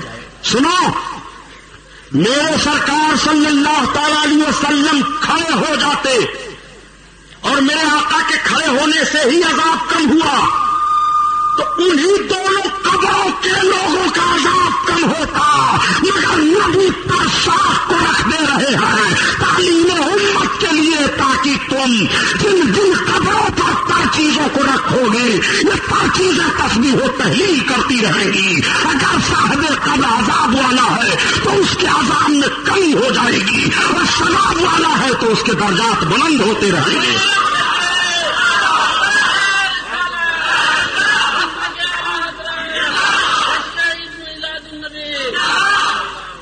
آقا کریم صلی اللہ علیہ وسلم تشریف فرما ہیں. ایک صحابی آئے, عرض کرنے لگے یا رسول اللہ فلاں مر گیا ہے مگر اس کے قبر سے گدھے کی طرح آواز آ رہی ہے. آقا کریم صلی اللہ علیہ وسلم فرماتے ہیں وہ اپنے ماں کا نافرمان تھا. جب صحابہ نے پتہ لگایا تو پتہ چلا کہ جب ماں اپنے بچے کو بلاتی تھی تو وہ کہتا تھا کیا تو گدھے کی طرح سے بولتی رہتی ہے. جب وہ مر گیا تو قبر میں عذاب پا رہا ہے اور آواز گدھے کی آواز کی طرح سے آ رہی ہے. نبی کونین صلی اللہ علیہ وسلم کے بتانے کے مطابق صحیح پتہ چلا کہ مرنے کے وقت اس کی ماں ناراض تھی. پتہ چلا عذاب قبر ماں اور باپ کے ناراضگی کی بنیاد پر بھی ہے. اور کیسے عذاب قبر ہے کیا بتاؤں نوجوانوں کو. نوجوانوں نماز پڑھا کرو, بڑی خدمت کرتے ہو یار عالموں مولویوں کی. سب کی نماز سے آپ لوگ کیوں دور رہتے ہو؟ سوئے رہتے ہیں سب, ٹر ٹر کرتے رہتے ہیں. بلایا کرو, جاگنے نام نہیں لیتے. سنو, رو, اپنے گناہوں پر معافی مانگو, رب کی بارگاہ میں رو. نماز پڑھو, نماز جان بوجھ کر کے نہ چھوٹنے پائے. نماز اور معراج پر مکمل تقریر میری کل ہوگی. نماز اور معراج اس پر تقریر انشاءاللہ کل ہوگی, اور پرسوں کا بیان میلاد النبی پر ہوگا. اب آج بیان اپنے آقا کی سیرت کی سنو. ارے سرکار کی تعریف بیان کی جا سکتی ہے یار. پورے سمندر کو سیاہی بنا دو, دنیا میں جتنے درخت ہیں قلم بنا دو, زمین کو کاغذ بنا دو, لکھو, جب بھی تعریف ختم نہیں ہوگی. آج 7 دن کا عرصہ گزر گیا، بیان کرتے کرتے میں صرف ابھی مقام احد پر پہنچا ہوں۔ میرے سرکار کی 13 سالہ زندگی مدنی زندگی ہے۔ آقا کریم صلی اللہ علیہ وسلم نے 13 سالہ مدنی زندگی میں کیا انقلاب برپا کیا تھا۔ مقام احد سے بھاگ کر کے گئے تمام کفار، میرے سرکار کی ایک جمعیت تیار ہے صحابہ کی۔ آقا کریم صلی اللہ تعالی علیہ وسلم مدینہ طیبہ میں ہیں۔ میرے سرکار بہت ہی دفعہ فرماتے تھے کہ جنگ نہ ہونے پائے، اس لیے کہ جنگ میں دوہرا نقصان ہے۔ کتنی بھی اسلامی تاریخیں پڑھ ڈالو، نبی کونین جب فوجیوں کو روانہ فرماتے تھے تو ارشاد فرماتے تھے خبردار مکانوں کو نہ جلانا، کھیتیوں کو نہ برباد کرنا، بوڑھوں کو نہ قتل کرنا، عورتوں کو نہ مارنا، بچوں پر نہ ہتھیار اٹھانا، جو میدان میں مقابلہ کرتے ہوئے بھاگے گا اس کا پیچھا نہ کرنا۔ نبی اس طرح سے جنگ کا نقشہ متعین فرما رہے ہیں۔ اسلامی جنگ کو تو دیکھو، اسلام پر اعتراض کرنے والوں، اسلام کے تقدس کو دیکھو۔ اسلام اگر نہ ہوتا تو ہندوستان میں آج بھی تم جانور سے بدتر زندگی گزارتے۔ یہ مذہب اسلام کا صدقہ ہے کہ تمہیں کپڑا پہننے کا سلیقہ ہے، تمہیں ماں باپ کا احترام معلوم ہوا، تمہیں دکانداری معلوم ہوئی، تمہیں دوسروں کے ساتھ رہنے سہنے کا ڈھنگ معلوم ہوا۔ ورنہ تمہاری تاریخ بھارت کی سرزمین پر بیان کی جائے تو اپنا منہ چھپا ڈالو گے، دکھانے لائق نہیں رہو گے جو تمہاری تاریخ رہی ہے۔ اور آج بھی جو تمہارے کرتوت ہیں ہندوستان کی سرزمین پر، اس کرتوت سے اگر روز و شب گزارے جائیں تو انسانیت چیخ پڑے گی۔ یہ اسلام کا صدقہ ہے کہ مذہب اسلام تقدس اور پاکیزگی کے ساتھ انسان کو جیون بتانے کا پیغام دے رہا ہے۔ اور سنو، ایک تیسری جنگ ہونے جا رہی ہے جس کو جنگ خندق کہا جاتا ہے، غزوہ خندق۔ یہ جنگ کیسے ہوئی؟ دیکھا کفاران مکہ نے کی کامیابی نہیں ملی، محمد کے ماننے والے بڑھتے چلے جا رہے ہیں، جانشار بڑھتے چلے جا رہے ہیں۔ اور کیسے بڑھتے چلے جا رہے ہیں جانتے ہو؟ تمام کفاران مکہ نے حضرت عروہ بن مسعود کو بھیجا، کہا مکہ سے تم مدینہ چلے جاؤ، ذرا دیکھ تو آؤ محمد کی حالت کیا ہے، ان کے ماننے والے محمد کے ساتھ کیسے رہتے ہیں۔ سنو اس کا پیغام دینے والے مسلمانوں، وہابیوں نجدیوں کے عقیدوں کی بنیاد پر اپنے ایمان کو خراب نہ کرو۔ آؤ دیکھو محبت رسول کا پیغام دیکھو۔ یہ قوم چلاتی رہتی ہے کہ ہم بھی تو نبی سے محبت کرتے ہیں، حرام خور، نبی سے تو محبت کرتا ہے تو یہ فرقہ بندی کیسے ہوئی؟ نبی سے تو محبت کر رہا ہے تو یہ جنگ کیسے ہو رہی ہے؟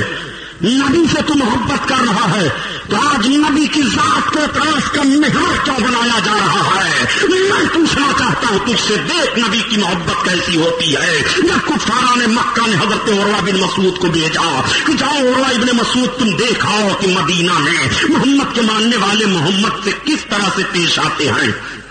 عروہ ابن مسعود کا بیان ہے کہ جب میں مکہ سے مدینہ آیا اور میں مسجد نبوی کے قریب پہنچا تو اس وقت محمد وضو بنا رہے تھے، ان کے ماننے والوں کا حلقہ بنا ہوا تھا، اور جب وہ وضو بناتے تھے تو ان کے وضو کا پانی زمین پر نہیں گرنے پاتا تھا، اگر وہ کھکھار کر تھوکتے تھے تو ان کا تھوک زمین پر نہیں گرنے پاتا ہے، بلکہ اپنے ہاتھوں پر لوگ لے لیتے ہیں اور اپنے چہروں پر مل رہے ہیں، اپنے جسم پر مل رہے ہیں۔ اس طرح سے محبت کا عالم ہے۔ کہاں قرآن میں آیا ہے کہ نبی جب وضو کریں تو ان کے جسم کا لگا ہوا پانی زمین پر نہ گرے؟ کہاں قرآن میں آیا ہے کہ جب نبی تھوکیں تو ان کے تھوک کو اپنے ہاتھ پر لے لو؟ محبت دیکھ، محبت۔ اور یہی محبت نہیں تھی، بلکہ جن صحابیوں کو پانی نہ ملتا وہ دوسرے کے ہاتھ کی تری کو لے کر کے اپنے چہرے پر ملتے تھے۔ یہ محبت کا عالم ہے۔ جب عروہ ابن مسعود واپس گئے، مکہ والوں نے پوچھا کیسا پائے ہو؟ کہا میری رائے تو یہی ہے کہ محمد کے پیچھے نہ پڑو۔ کہا ایسا لگ رہا ہے شاید تم بھی کلمہ پڑھ لیے۔ کہا نہیں، کلمہ تو نہیں پڑھا ہوں، لیکن معاملہ یہ ہے کہ میں نے بڑے بڑے سلاطینوں کو دیکھا، بڑے بڑے دوستوں کو دیکھا، بڑے بڑے لوگوں کو دیکھا، لیکن محمد کے ماننے والوں کو جو میں نے دیکھا کہ محمد سے کیسی محبت کر رہے ہیں، ارے جب ان کے جسم کا لگا ہوا پانی وہ زمین پر نہیں گرنے دیتے ہیں تو ان کا خون وہ کب زمین پر گرنے دیں گے؟ جس قوم کی اتنی محبت ہو اس قوم سے تم کبھی بھی کامیاب نہیں ہو سکتے ہو۔ یہ ہے محبت کا عالم۔ اور سنو، تیسری جنگ کی تیاری ہونے لگی جس کو غزوہ خندق کہتے ہیں۔ مکہ کے کافروں نے تیاری کر لی، مدینہ پر چڑھیں گے۔ وہ ہر دم مدینے پر چڑھ رہے تھے تو مقام بدر پر رک گئے، پھر مدینہ پر چڑھے تو مقام احد پر رک گئے۔ اب کی پوری جمعیت لے کر آ رہے ہیں، اگل بغل کے بھی کافروں کو اکٹھا کر لیا۔ مدینہ شریف کے یہود بھی چپکے مل گئے۔ اللہ اکبر! سرکار کی خفیہ ایجنسی نے رپورٹ دے دی، یا رسول اللہ کفار آ رہے ہیں۔ میرے آقا نے صحابہ کی میٹنگ کی، یہ بتاؤ کیا کیا جائے اس معاملے میں۔ یہیں سے پتا چلا کہ کوئی کام کرنا ہو تو اپنے بھائیوں سے مشورہ کر لیا کرو۔ میرے سرکار صحابہ سے مشورہ لیتے ہیں۔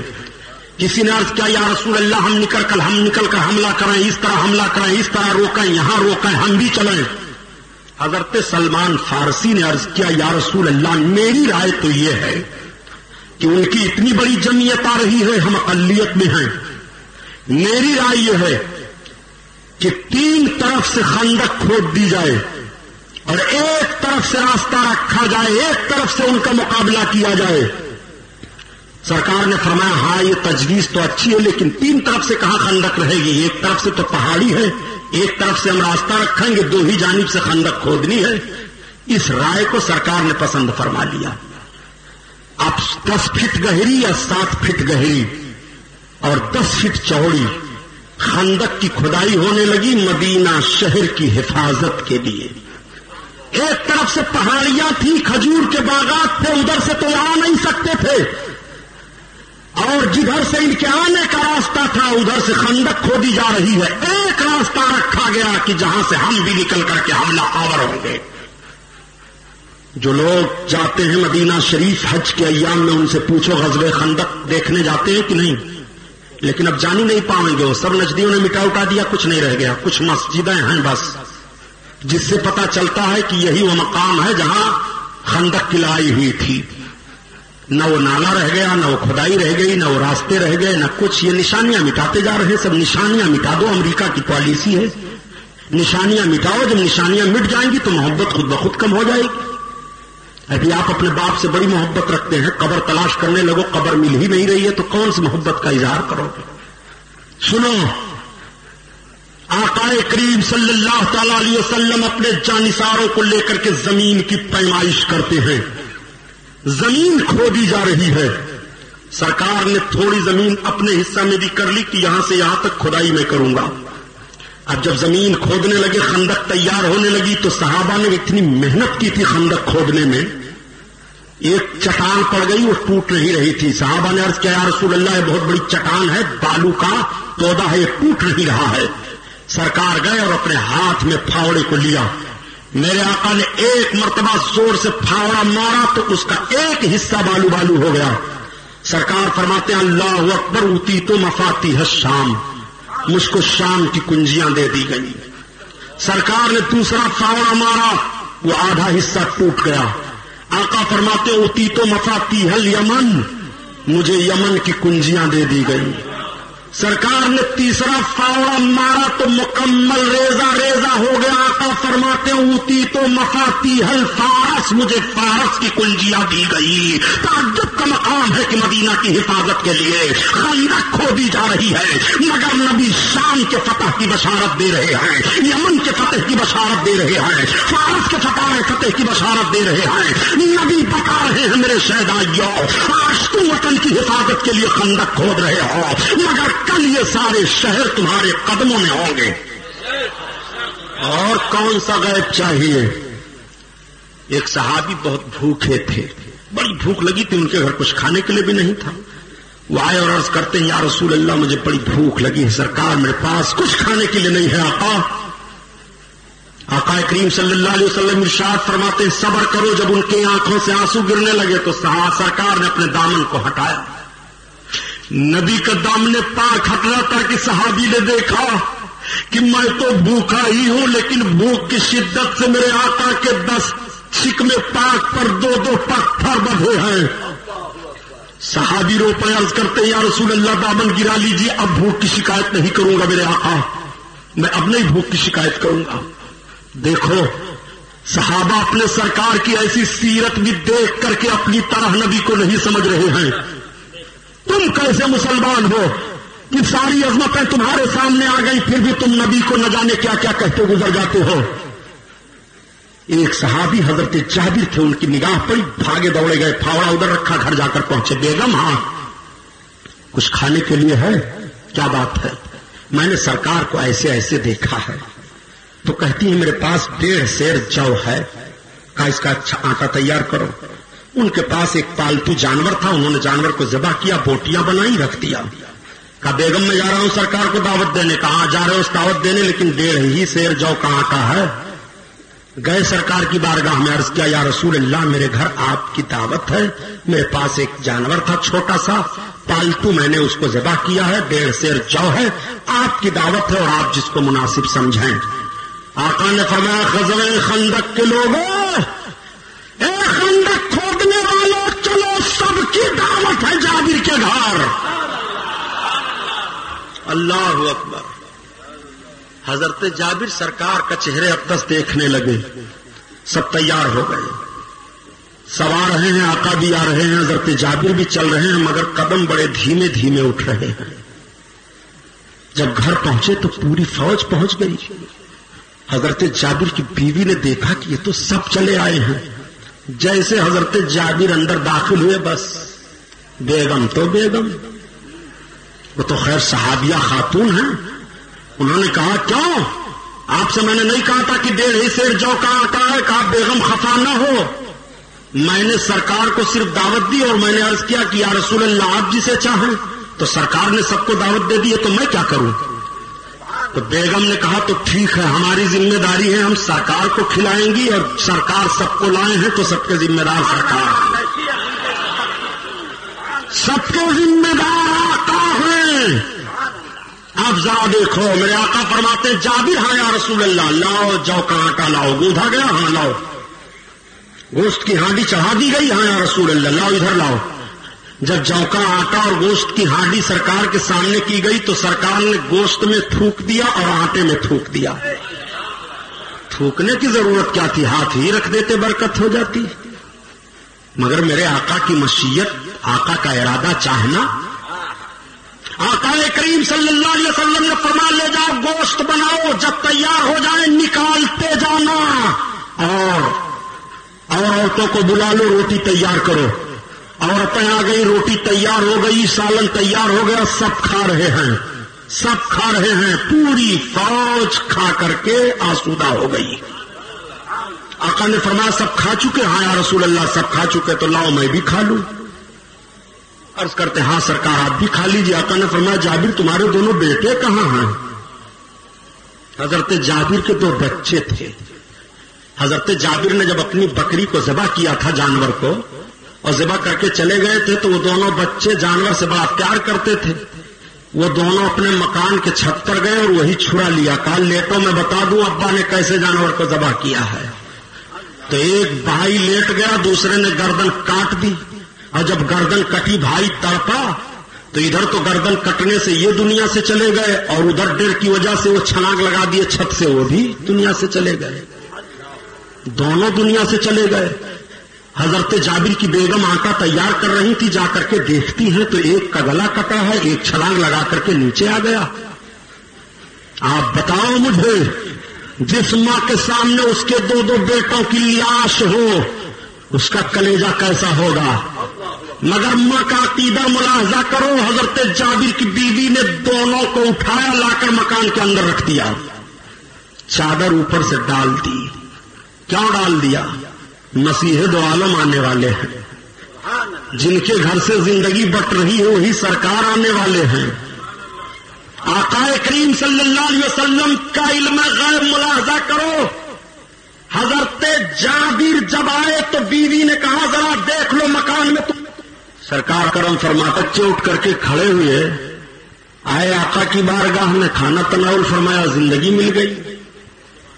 سرکار اور کرم فرماتے ہیں، بچے مچل گئے، یا رسول اللہ میری بکری کیا ہوئی؟ سرکار نے فرمایا جابر ہڈیوں کو اکٹھا کرو۔ ہڈیاں اکٹھا ہوئی، سرکار نے دستے نبوت پھیر دیا، وہ جانور جیسے تھا پھر ویسے زندہ ہو کر تیار ہو گیا۔ کہاں کہاں نبی کو دیکھو گے؟ کیا یہ سب چیزیں تمہیں نبی کی عظمت کے لیے کافی نہیں ہیں؟ آقا کریم صلی اللہ علیہ وسلم کے صحابہ نے خندق کھود کر کے تیار کر دی، کفار نے مکہ چڑھائے، دیکھ رہے ہیں راستہ ہی نہیں ہے، خیمہ لگا دیا، تیر برسا رہے ہیں، ادھر سے بھی جوابی کارروائی ہو رہی ہے۔ ایک بہت بڑا کافر عمرو بن عبد عود نکلا، اس نے کہا آج میں چھلانگ کر کے خندق چاہوں گا، ایک ایک کا مقابلہ کروں گا۔ حضرت علی اپنی تلوار لے کر میدان میں باہر آ گئے، سرکار سے عرض کرتے یا رسول اللہ میں عمرو بن عبد عود کو ماروں گا۔ آقا فرماتے ہیں علی بہت بڑا کافر، آدھا کفر ہے وہ۔ عرض کرتے یا رسول اللہ مجھے اجازت دیجیے۔ آقا نے فرمایا علی جاؤ۔ اب حضرت علی آگے بڑھے، اور جب حضرت علی اور عمرو بن عبد عود کا مقابلہ ہوا غزوہ خندق میں، تو آقا فرماتے ہیں کہ آج آدھا ایمان آدھا کفر سے ٹکرا گیا ہے۔ چند واروں میں حضرت علی نے عمرو بن عبد عود کو مار کر زمین پر گرا دیا، مگر کفار جب بھی بڑا سخت محاصرہ کیے ہوئے ہیں۔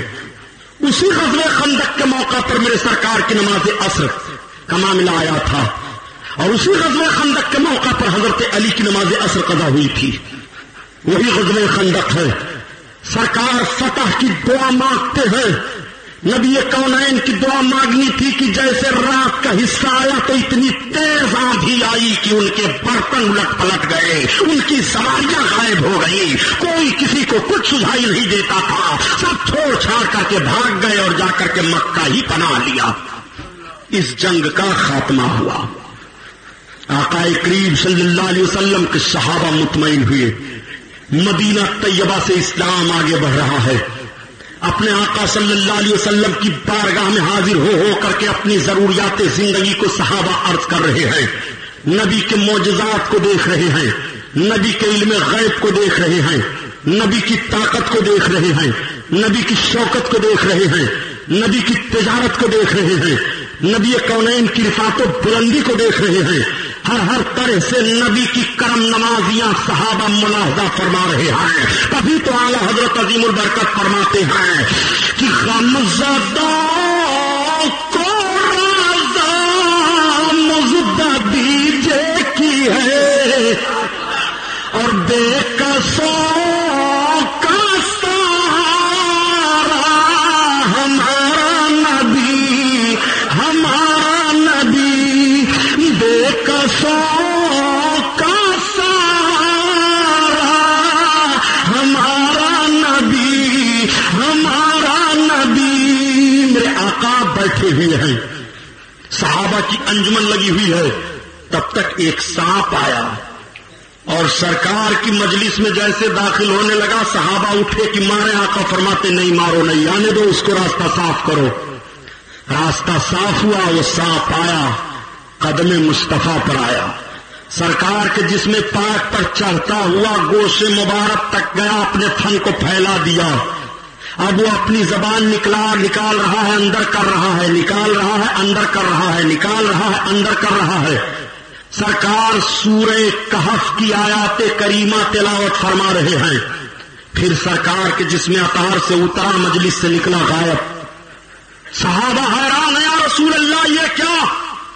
آقا فرماتے ہیں ساتھ نہیں تھا، یہ قوم اجنہ کا سردار تھا، سورہ کہف کی چند آیتیں بھول گیا تھا، وہی مجھ سے پوچھنے کے لیے آیا تھا۔ کہاں کہاں اپنے نبی کو دیکھو گے؟ نبی کونین صلی اللہ علیہ وسلم کو دیکھنا چاہتے ہو؟ میرے سرکار کی بارگاہ میں ایک حاضر ہوئے، یہ بتائیے کہ ہم مردہ زندہ کر لیتے ہیں؟ آقا نے فرمایا ہاں۔ کہا زندہ کر لیتے ہیں؟ کہا ہاں زندہ کر لیتا ہوں۔ کہا تو چلیے ہماری لڑکی مر گئی ہے، قبر میں دفن ہے، اس کو زندہ کر لیجیے۔ ایمان لے آؤ گے؟ لے آؤں گا ایمان۔ سرکار آگے بڑھے، جب قبر میں گئے آپ نے فرمایا نکال قبر سے. قبر پھٹ گئی، وہ لڑکی قبر سے کلمہ پڑھتی ہوئی نکلی. وہ کلمہ پڑھے اسلام میں داخل ہوئے. آقا فرماتے بیٹی بتا تو دنیا میں رہنا چاہتی ہے آخرت میں؟ اس نے عرض کیا یا رسول اللہ مجھے آخرت پسند ہے، دنیا سے آخرت مجھے اچھی لگی. آقا فرماتے ہیں اپنی قبر میں چلی جا. پھر وہ لڑکی اپنی قبر میں چلی گئی اور اس کی قبر کو درست کر دیا گیا.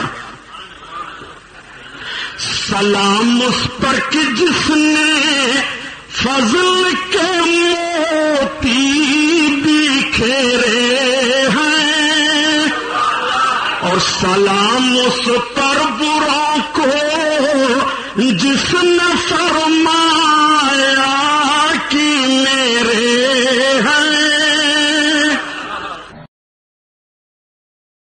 حضرات، پرسوں کی تقریر میں نے عرض کیا تھا کہ آقا کریم صلی اللہ تعالی علیہ وسلم مدینہ طیبہ ہجرت فرما کر تشریف فرما ہوئے.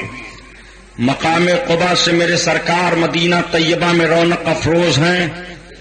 آقا کریم صلی اللہ تعالی علیہ وسلم کی بارگاہ میں حاضر ہو کر کے لوگ